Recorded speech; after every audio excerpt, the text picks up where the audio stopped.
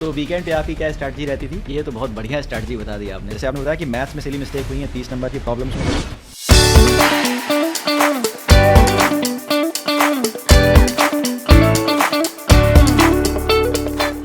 तो सबसे पहले हम स्टार्ट करते हैं एक बेसिक क्वेश्चन की सोर्सेस कौन से आपने चूज करे फिजिक्स, केमिस्ट्री और मैथ तीनों के लिए, एक बार ये बता दीजिए। तो 11th में जब मैंने प्रिपरेशन स्टार्ट किया तो पहले 5-6 जो चैप्टर्स होते हैं रोटेशन के पहले तक मैंने पूरा एच सी वर्मा सॉल्व किया था, पूरा एकदम कंप्लीट।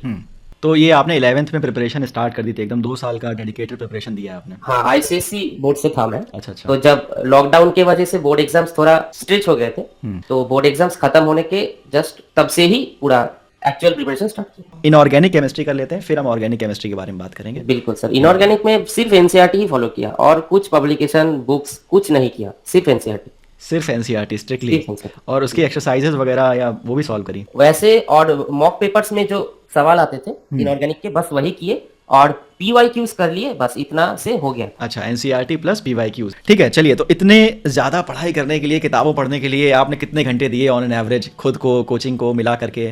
सेल्फ स्टडी का टाइम अलग से बताइएगा और टोटल टाइम अलग से बताइएगा। तो कोचिंग तो वीकेंड्स पे होता था, सैटरडे संडे। ये अच्छा अप्रोच है कि लॉन्ग टर्म जो तैयारी कर रहे हैं उनको केवल वीकेंड वीकेंड कोचिंग करना है। वैसे स्कूल भी डमी स्कूल था, जाते नहीं थे, एक दिन प्रैक्टिकल के लिए। आजकल ये काफी लोग कर रहे हैं वैसे, बाय द वे, कि डमी स्कूल ज्वाइन कर लिया, वहाँ स्कूल वाला टाइम बचा लेते हैं, बोर्ड्स की तैयारी तो कहते हैं खुद हो ही जाएगी जब। अभी इस वीक सिर्फ इंग्लिश ही पढ़ेंगे। अच्छा। 22 तारीख को सीबीएसई इंग्लिश है। अरे ठीक है, आ जाएंगे ना। इतना कर लिया है, जब फिजिक्स में जिसके 100% आ रहे हैं उसके लिए अंग्रेजी में नंबर लाना मुश्किल नहीं है, डेफिनेटली आ जाएगा, है ना। तो टोटल आपके यानी कि आपकी स्ट्रैटेजी रहती थी वीकेंड की अलग और वीकडेज की अलग, है ना? जी सर। तो वीकेंड पे आपकी क्या स्ट्रैटेजी रहती थी, वीकडेज पे? वीकडेज पे, हाँ। वीकडेज में 10 घंटे तक निकाल लेता था। सुबह स्टार्ट करता था मैथ से, फिर फिजिक्स, फिर केमिस्ट्री करता था। तब टायर्ड हो जाता था, तब केमिस्ट्री करता था। अच्छा, तो जो जो कम टायरिंग है उसको सबसे लास्ट में कर दिया, और हाँ हाँ हाँ। जो थोड़ा सा कठिन लगता है मैथ्स, हाँ, जो एनर्जी लगता है मैथ्स में ज्यादा, तो इसीलिए मैथ से स्टार्ट करता। बहुत बढ़िया बात। तो आप 8 से 10 घंटे पढ़ने वाले छात्र रहे हैं। मेंस में आके सिली मिस्टेक्स हो गए इतने ज्यादा, क्या बताएं सर।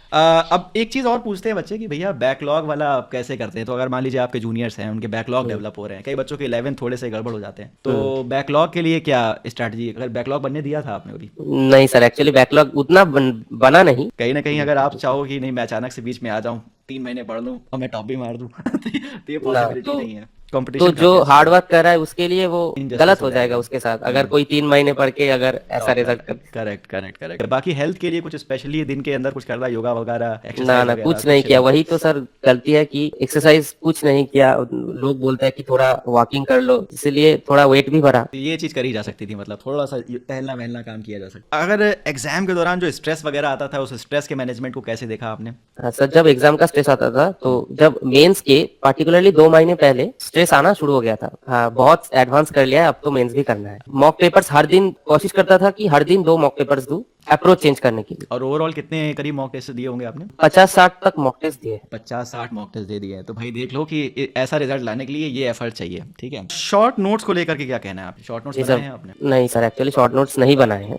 रिवीजन करने का जो किताब खोल के ही तो वो पार्ट थोड़ा रीडिंग कर लेते थे, उससे हो जाता। तो मॉक टेस्ट आपने बहुत बढ़िया दिए और उसको एनालाइज भी किया बाद में कि कहाँ बढ़िया हो रही जी। है। तो एनालिसिस मॉक टेस्ट का करते वक्त क्या चीजें आपने ध्यान में रखी, किन किन पैरामीटर्स को एनालाइज किया टाइम वगैरह के चक्कर में? जी सर, टाइम तो देखा और एक डायरी थी, उसमें हर एक टेस्ट का कोड नंबर होता है ना, पेपर नंबर का, तो वो डेट और नंबर लिख के उसमें जो मिस्टेक्स हुआ है क्वेश्चन नंबर पे वो लिख लेता था।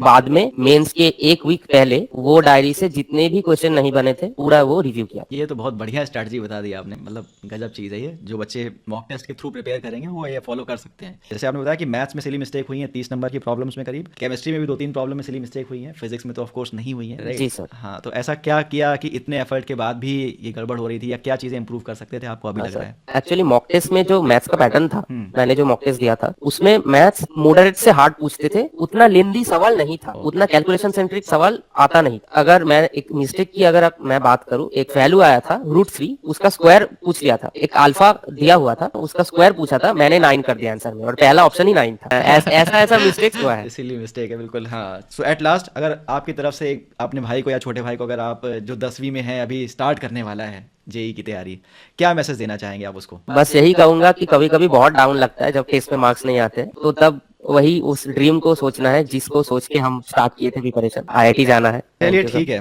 आपसे बात करके मुझे बहुत अच्छा लगा, है ना? चलिए।